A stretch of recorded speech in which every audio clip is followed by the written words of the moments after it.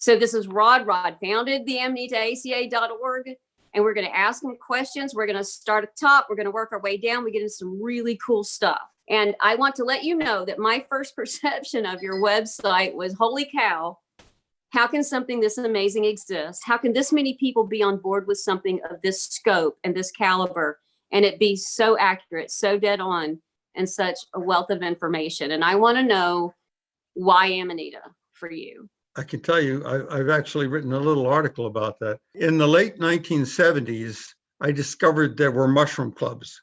I started buying mushroom books and just going out in the woods as if mushrooms were birds, and I was going to do bird watching. I found about the Northeast mycological foray, and I heard a lecture by David Jenkins. I heard his lecture, and it just blew my mind because he understood civil engineering, why a vulva breaks up the way it does, why a vulva is sometimes a sac and sometimes powder. And it always explained in terms of mechanics of how many ball-like cells there were versus how many hyphae there were holding them together. I fell into with a guy named Sam Ristich, one of the great gurus of mycology in North America, unfortunately passed away recently. But he determined that I would become the Amanita expert of the United States. On his own, he made that decision. And I had already become fascinated with them because I thought they were beautiful. And I thought, I looked in the field guides. I thought, there's only 70 of them in the United States. I can easily learn that. And then I'll go on to boletes and chanterelles and all the other stuff. I discovered very early on that the vast majority of Amanitas never had been named, especially in North America. And we were using European names for North American fungi. So I just read and read and read, had a chance be part of an international electronic engineering standards organization. And it met every five times a year in the Netherlands. And the guy who wrote the book on Amanita was a professor in the Netherlands. And I wrote to him and say, can I come to visit you when I'm in the Netherlands? So every time I took a business trip 5 times a year, I'd take 2 days and go to see Dr. Bos in Leiden. And he gave me everything he knew. So finally, at one point, he said, you've got to stop writing articles with other people. Write one yourself. Send it to me, I'll review it. And so that got me into the more professional side of, it turned out having some skills with logical thinking. I was trained as a mathematician and logician, and having team building skills from working in Bell Laboratories as an electronic engineer. All those things turned out to pay off. I also write poetry, and it turns out that art really is important when studying Amanita too. Right. So everything just came together with Amanita. So then what was your vision for creating the .org? First of all, my son came to me and said, I don't like the webpage you have, Dad. Let me show you how to really use HTML. And tell me everything about Amanita, and I'll build you a hell of a database. So all the pages are called from the database on the website that we have. It's designed by David. The website, the database is extraordinary. It covers DNA, it covers the color of the cap, it covers everything. So each page is constructed by calls to the database. I also have a 9,000 plus collection herbarium.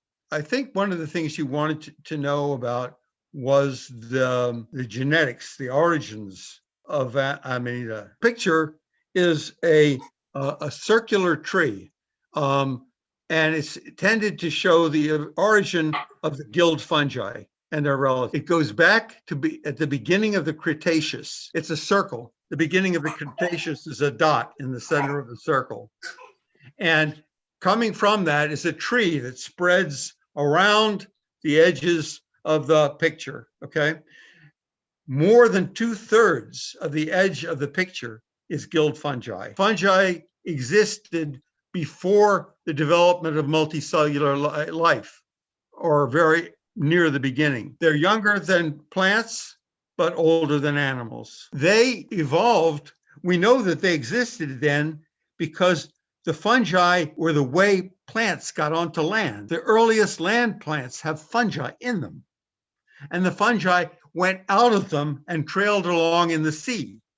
So when these plants with fungi trailing all around them like a cloud in the sea were symbiotic, fungi was taking salt out of the water and giving them pure water and other minerals, the things that it found and collected in the water, and decaying matter that was in the water. And the plant got benefit from all of this and said, here's some sugar. Let me stop you for a second. Y'all, remember how some of you first found this mushroom and you didn't understand when I said mycorrhizal relationship and I had to tell you Yes. about learn your trees in your area? Mhm. This is what we're talking about. And he's talking about the original formation of that relationship, Okay. about how they were first coming out of the water and feeding these nutrients that a tree couldn't get on their own. And Rod, one of my best fruiting sites is in fact on the edge of a lake, and it is so prolific year after year. And this is fully formed, at least 20-year-old pine trees. Yeah, and yeah. the water floods up and the ground stays soggy and it goes Yeah. up a hill, and they just fruit everywhere every Yes. year. It's an amazing fruiting site because all Yes. of that dead material along the edge of the lake, then this is why. It's really an extraordinary thing. If you cut one of the fossils of the early land plants, they didn't have roots. They just lay on the ground, and they would have been covered by sand and died and never made it. But the fungi lying out of them, around them on the ground after they washed up on the beach, said, I can still live. There's water here. I'll just keep pumping water. And so then the next tide came in and everything's fine again. But the thing that allowed the plants to go from tide to tide was the fungus. And that's how plants got on land. In fact, fungi brought the ocean out of the ocean so that plants could live on land. Fungi brought the ocean out of the ocean so that plants could live on land. You know how beautiful that is. I mean, those of us that love these mushrooms, that love fungi, we wax poetic about them. They bring us to tears. We talk about them as if they are just these ethereal, amazing beings and that they are completely altruistic. They do engage in reciprocal trades. Oh, absolutely. But it's amazing.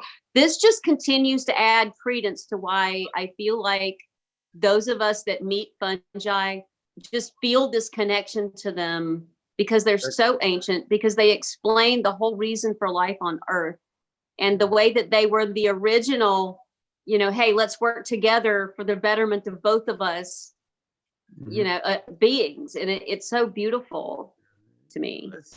It's really quite remarkable. You have to also recognize there are parasitic fungi. They're dangerous ones too. And why are fungi dangerous diseases for humans? Because we're so closely related. If you give a poison, give a human being who has a fungal disease a poison to kill the fungus, you could kill the human. Fungi are closer to chickens and humans than they are to trees and things like that. Why don't you ask me another question? I think we sort of did evolution. I want to ask you if the website has become what you wanted it to become. Yeah. No, I would have had to have 4 or 5 permanent employees. I do almost the whole thing by myself. I was very lucky near the beginning to have a college graduate from Colombia come and work with me, Cristina Rodriguez Caicedo. And Cristina worked with me full time. And we've never gotten so much progress as in that period. What do you need help with? For example, I can't keep up with the illustrations. If I had somebody to work on illustrations and to prepare them in the format I need them for the website and place them on the website pages, that would be terrific. Herbarium having more than 9,000 collections in it. I mean, this is really citizen science. Exactly. It is. I'm a citizen. I'm not a mycologist. I just paid a lot of attention to them and read a lot of their books and learned how to use a microscope and blah, blah, blah. And we have this great ongoing conversation with, I don't know, 600 or 700 people on Facebook that are supplying materials when they find something cool.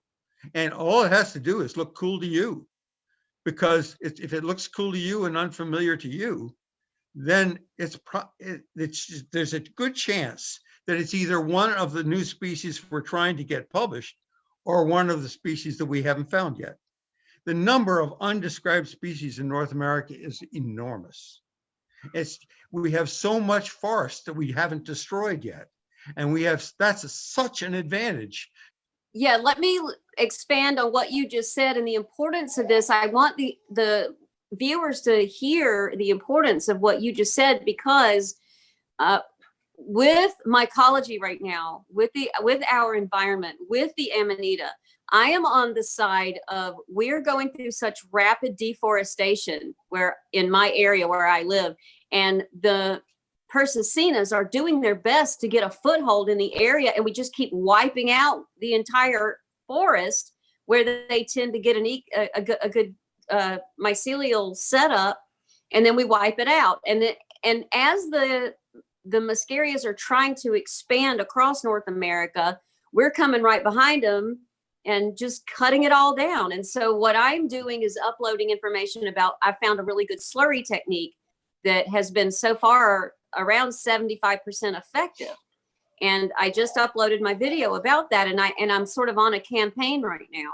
So this whole, what you're doing is so important. This gets into the thing about what an Amanita is. When you slice a mushroom in half from top to bottom, you will reveal whether there is a bulb at the base inside a sac or no bulb inside a sac. Those forms are absolutely critical to the division of Amanitas into groups that you can get your hands around. Boss determined there were 7 sections.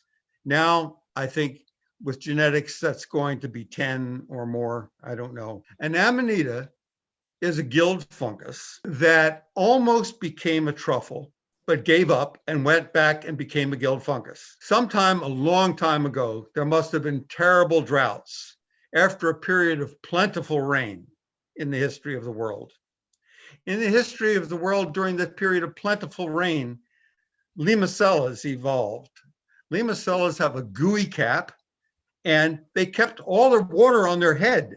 It was like more than a little drop will do you. And they stored all the water up there in a goo on the head of the mushroom and almost nothing in the cells.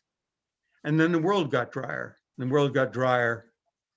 And Limacella could only survive in rainforests, very wet places, Gulf Coast, Pacific Northwest. Tougher ones could last a little longer in other places. Some common ancestor of Limacella decided it was just too dry up there and said, let's wait underground longer. Let's do our development underground before we come up. Let's build our gills already underground. Let's build our vulva already underground. Then when it rains a lot, maybe the 3rd day after the rain, we'll come up and risk it. Amanitas evolved. And the cool thing about it is Limacellas had this great ability of digesting their own hyphae to make the goo. Amanitas can still do that. That's how they get out of the vulva. They digest their cap a little bit, and it makes a goo, and the vulva slips off, and they get out. Amanitas took a path where they almost became truffles. Some of them did. There are Amanitas that are truffles in southwestern Australia, in North Africa. There are some Amanitas that became truffles. Most of them said, no, I don't want to do that. And so what happens is you get a little primordium very far underground, near a tree root. And so the stem of an Amanita may be 11 inches long before it gets to the surface. If the primordium is in the pine barrens or something where rain is very rare and the tree roots are low in the ground. So when the tree roots are high up, the primordium can be right next to the surface. Primordium is really an important word there. It means the little thing that originates on a hyphae that's the beginning of a fruit of that mushroom. And it applies to every fungus. Amanita just has weird primordia. Okay. The definition of an Amanitaceae is a member of the guild fungi that grows and forms all of its own structures before it expands. It's the only one that does it. Amanita is the only one that does that. All other guild fungi make a little stem, they grow a little cap on it, they grow little gills that come down into empty space. Amanita makes a little ball, and there are two choices that it can make at that point. It can either develop the mushroom in the center of the ball or on the top from a little wart on the top of the ball. If you are a centric developer, you will turn into a member of the Caesarii, a member of the Vaginati, or an Amidella. Those are the three when if you cut the stem in half, there's no bulb at the bottom. It's called totally elongating stem. That's central development. If you develop on the top, you're going to have a bulb because the whole primordium there is your bulb from the very beginning.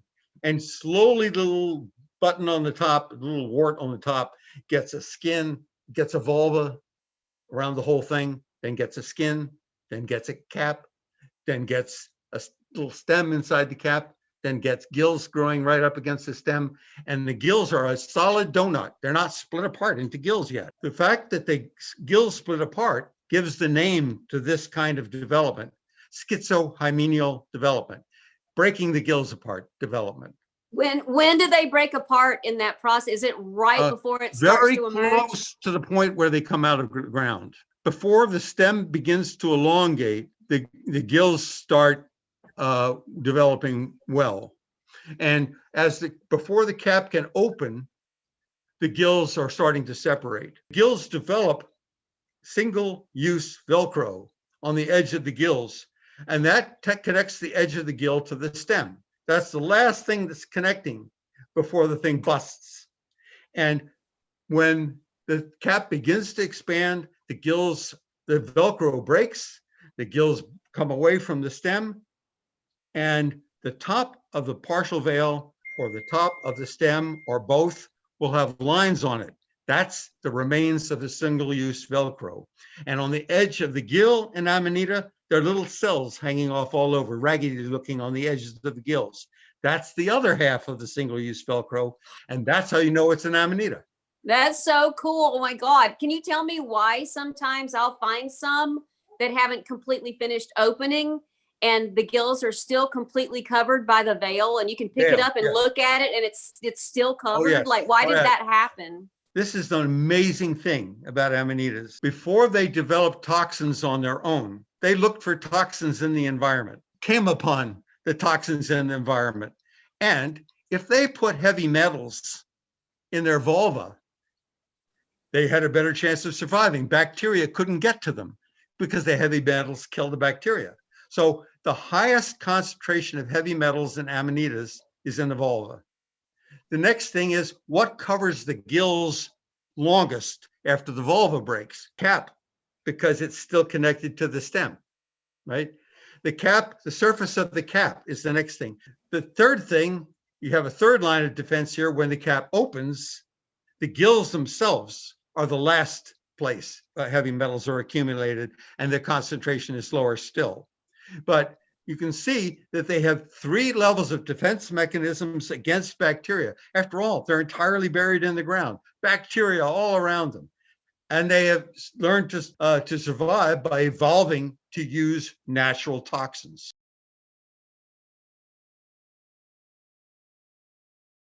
So the reason why the veil then is going to still be intact is because they have less heavy metals as a defense, so they want to leave the veil intact as long as possible. Well, they want the veil to help. That's another protection for the gills, and the gills have less heavy metals. That you can't necessarily put it in logic, but you can create that scenario. Yes. What I'm really fascinated by is how the muscaroids specifically potentially started in Siberia and how they made their way east and west and came across the Bering Strait and all of that. Like I'm fascinated by that, but also all the stuff you were telling me about their morphology and how they evolved to create that egg, which most people know it as. And a lot of you have seen those pictures of people cutting an egg open and showing you the Amanita in it. This is why. It's because this is an important distinction between the Amanitas and others. And it's also a way you can, if people think they have a puffball, the reason why you're supposed to slice it in half is to make sure it's a puffball and not an Amanita. It's part of identification, but also it's just art. It's incredibly beautiful. And I have some on my Instagram.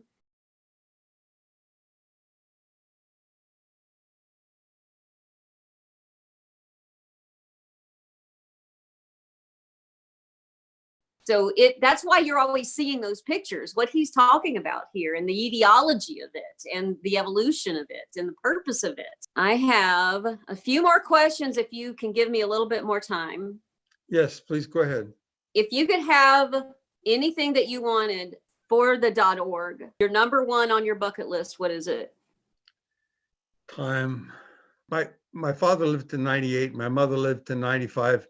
Neither one of them, however, were trying to work at the age I am right now. I keep thinking next year I'll tell people to stop sending me mushrooms because I have so much work to do, and I'd like to do as much as I can of it. And that means doing not just gathering, not just keeping the herbarium alive. What do you want people to know that have never been to the website?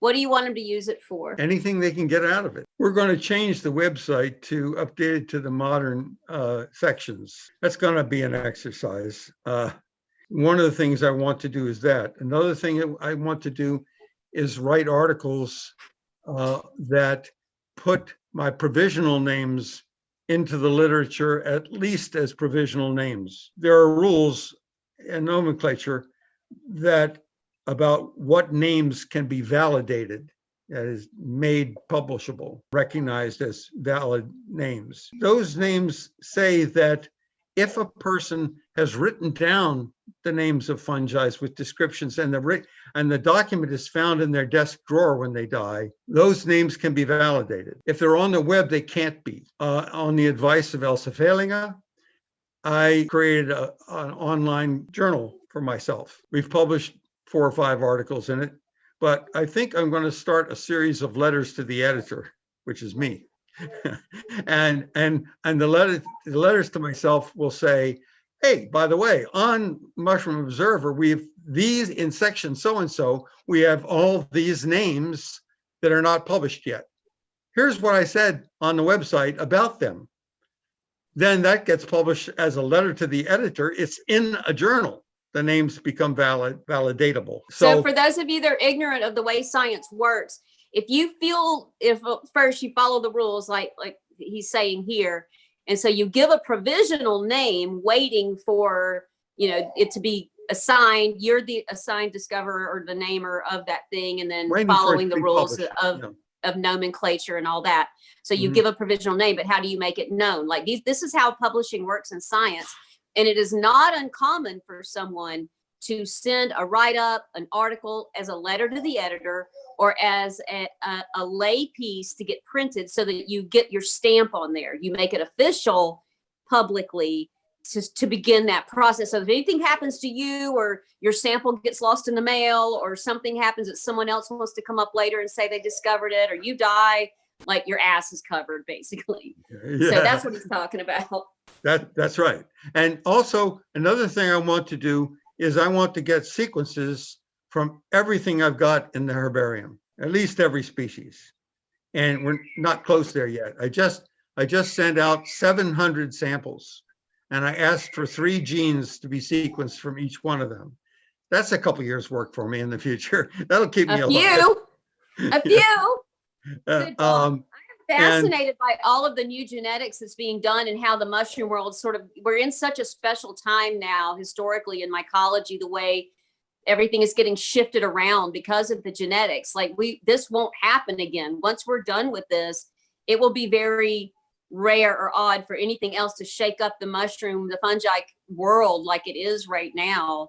Yeah. And I wanted to ask you personally, selfishly, my own Persicenas in Georgia, what happened to get them kicked out of the Muscaria and to get their own species designation? I refer people to an article written by Joseph Gemmell and his advisor and his colleagues at what then was University of Anchorage and me. And what I did was supply him with specimens from everywhere. And what he was focused on was muscarioids. Well, in that paper, he discovered that the Eurasian Amanita had crossed the land bridge to Alaska, not just once, but many times. And its descendants in Alaska had gone back across the land bridge many times. So that the current Eurasian and Alaskan Muscaria is the true Muscaria. This is what was originally described from Europe as Muscaria by Linnaeus. It's the first Amanita described. This is the true Muscaria. Now, it has yellow forms, white forms, red forms. It even has a yellow and red radially striped form that was recorded by a painter in the 19th century. Distribution of color on the cap, which is incidentally, it's made from two pigments, a purple pigment and a yellow one. Purple and yellow together make red. It's the class of pigment it's the same as in beets. It's beta purpurin, that is the beet chemical in that family, the beta purpurin family of chemicals, is the purple chemical in Muscaria. And it was an early developer in Amanitas because there are still Amanitas at the tip of South America that have purple on them. Now, yellow developed next because if you look in the history of the Vaginatae, I look in the history of the Caesarii, after the gray and brown things, the next thing that happens is you get a species like Amanita bonningiana. And Mary Bonning's Caesarii is quite old in terms of evolution. It's the first colored Caesarii that still exists, as far as we know. The others are white, brown, and gray. And then it developed all the beautiful colors. And so Muscaria came along and was at a point in time where it could inherit the genes for both colors, red and yellow and purple. Hence, it is sometimes red to our eyes. Muscaria group has a bulb at the base of the stem, so it's not in Caesaria, not in the Vaginatae. Amanita muscaria is the type species of the genus Amanita. So its section is Amanita. When you have the type of the genus, the section in your section, the section gets the name of the genus. So section Amanita. So in section Amanita, which has bulbs at the base of the stem, all of them, you have a group that have clamp connections, which are little buckles that connect the cell below the spore-bearing cell to the spore-bearing cell. So the spore-bearing cells are called basidia. They look like clubs, and they're big end out on the sides of the gills. The four spores develop on the end of that club. Okay. Now, at the other end of that club, back in the tissue of the gill, there's a septum, a wall that divides the cell that is the club from the cell below it. There's a little tiny cell, like a little buckle, crossing that boundary. That's a clamp. The clamp connection is prominent in Muscaria. In the Muscarioid taxa, there are tons of clamps. You look at the base of Basidium, you'll find one. Okay, and Persicina or Persicina, incidentally, it doesn't matter how you say it. We're all going to understand each other. So the Muscarioids have this development that they start being a group with bulbs at the base of the stem. The Muscarias in particular have these little extra cells at the base. Pantherana, for example, does not have that. And of course, the chemistry of these mushrooms developed and I've never seen anybody look at the tree of section Amanita and say that's the place where the psychoactive toxins evolve, right there. One thing would be an interesting thing to do, and I'm not going to do it because, to tell you the truth, this is our show about Muscaria, okay? But I don't ordinarily spend much time working on it because people will take all my time with Muscaria. There's so much interest in it. And I'm interested in the parts that haven't been studied of genus, like Amanita vaginati. They're all edible. And there are hundreds and hundreds of them that haven't been described. And they're in every environment on Earth. And so somebody had to look at them. A gentleman named Moses Ashley Curtis. He was a Protestant minister trained in Massachusetts, and the only church he could get was in North Carolina. And he went to North Carolina. He was treated like a dog by the students who dropped rattlesnakes on him and all kinds of stuff. He was in North Carolina as the Civil War began. And one of his grave concerns was, our people have nothing to eat. And so his son painted watercolor paintings of edible fungi, and they made a book. I don't know whether any copies of it still exist. But by the end of the Civil War, this was widely circulated in North Carolina, at least, as a way of avoiding starvation. You know, I'm in the foothills of Appalachia. I bet you I could, and I'm in the back roads all the time. I stop at stores all the time. I'm going to start keeping an eye out. Moses Ashley Curtis tried to help your ancestors. Wow, that's he was so an interesting cool. character. Is there any last thing you want to say? Amanitas are beautiful. If there's no other reason to like them, I like them for that reason. They're varied. They're incredibly varied. And to understand that they all share this common process that probably began because of the stress of drought, that they couldn't afford to come up early. They'd just be killed before they've spread their spores. And that they developed all these means of defending their reproduction capabilities. And with the heavy metals and all the other things, nobody knows why a group of them became really seriously poisonous. On the Amanita of North America Facebook group, there's a file called Files. If you go to the Files file, there are tons and tons of things I've posted there. There are 2 introductions to Amanita slideshows that are there. Amanitas of North America Facebook group, where all those files are that you can see. So there's a wealth of information out there if you want to follow up on any of this stuff. This has been so fascinating. You are so incredible to give me your time like this. This is just an amazing dream come true to be able to meet you and to talk to you and to ask you these questions. We're carrying it on. There's so much work still to be done, getting this knowledge out there. More and more people want to learn it.